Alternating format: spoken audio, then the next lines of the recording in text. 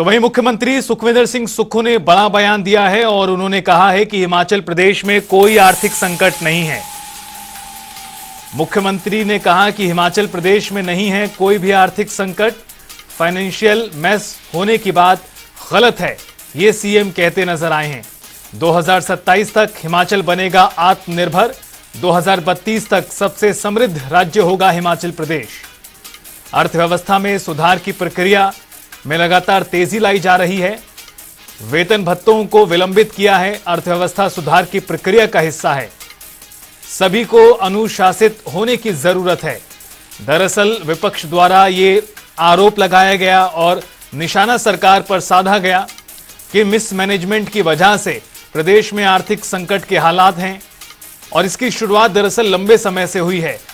लगातार बीजेपी कांग्रेस सरकार को घेरती नजर आई है, अर्थव्यवस्था के मुद्दे पर, कर्ज लेने के मुद्दे पर।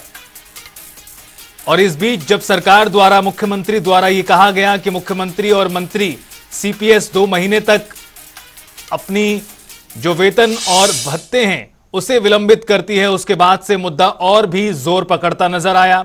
राष्ट्रीय स्तर पर इस मुद्दे को लेकर चर्चा होना शुरू हुई। मैं जो भी काम कर रहा हूँ वो 2027 में हिमाचल प्रदेश आत्मनिर्भर कैसे बने और 2032 में हिमाचल प्रदेश हिंदुस्तान का सबसे समृद्धशाली और अमीर राज्य बने। मेरी आप पहले दिन से स्टेटमेंट रखो। और दूसरा जो ये कहा जा रहा है कि फाइनेंशियल मेस हो गया है, पैसे नहीं, ऐसा नहीं है। ये रिफॉर्म है। अगर हमने 2 महीने की सैलरी को रोक लगाई है तो इसलिए लगाई है कि हम सब लोगों को, समाज के सभी वर्गों को ये सोचना है कि हमें आने वाले समय में अपने आप को डिसिप्लिन करना है, अनुशासित करना है। ये एक ऐसी व्यवस्था 40 साल से चल रही है जिसमें सुधार करने की जरूरत है और मैं सुधार कर रहा हूँ। और आपको मैं बताना चाहता हूँ, इस सुधार से हमारी अर्थव्यवस्था में बहुत तेजी से सुधार हो रहा है। और ये जो कर्जा बोलते हैं 85,000 करोड़ रुपए का कर्जा, तो इनके समय था 10,000 करोड़ की लायबिलिटी भी थी। हमने तो कर्मचारियों को 7% की डीए की किस्त भी दी है, 4% इस बजट में, 3% और दी है।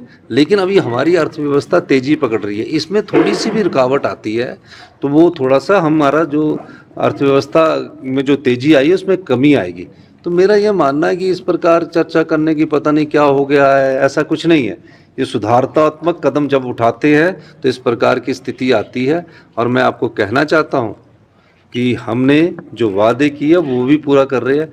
अब 14 प्रकार की सब्सिडीज दी है। अब कई लोगों ने फ़ोन करके बोला कि हम अपनी बिजली की सब्सिडी को छोड़ना चाहते हैं क्योंकि हम 10-10 लाख रुपया इनकम टैक्स देते हैं। कई लोग बोलते हैं कि हम मुफ्त का पानी नहीं पीना चाहते, पर हमें पानी अच्छा दीजिए।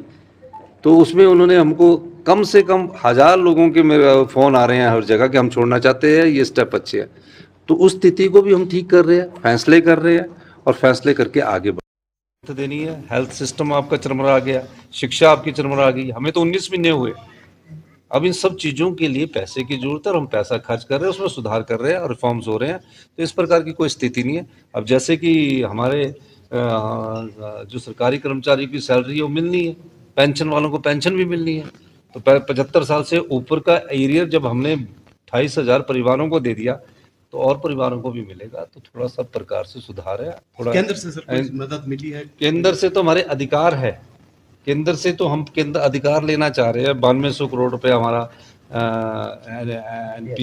एनपीएस का है और 9300 करोड़ रुपया हमारा पीडीएनए का जो मिलना है, कब देते हैं। और 4300 करोड़ रुपया हमारा बीबीएमबी से शेयर है, जो कि सुप्रीम कोर्ट ने कहा कि हिमाचल प्रदेश को दो। उसकी 11 सितंबर को भी मेरे ख्याल कोर्ट में केस लगा है। सर, आपको लगता है इसमें राजनीति कर रहे हैं? इसमें जिसमें बिल्कुल भारतीय जनता पार्टी यहाँ की राजनीति कर रही है। कभी बोलते हैं कि हमारे मकानों की ड्रोन से स्पाइंग कर रहे हैं, झूठ वो बोल रहे हैं कि हम बोल रहे हैं। कभी बोलते कि शराब के ठेकों की नीलामी हुई, उसमें ऐसा हो गया। उल्टा सीधी बयानबाजी कर रहे हैं। पढ़ के आना चाहिए उनको और थोड़ा स्टडी करके आना चाहिए। धन्यवाद।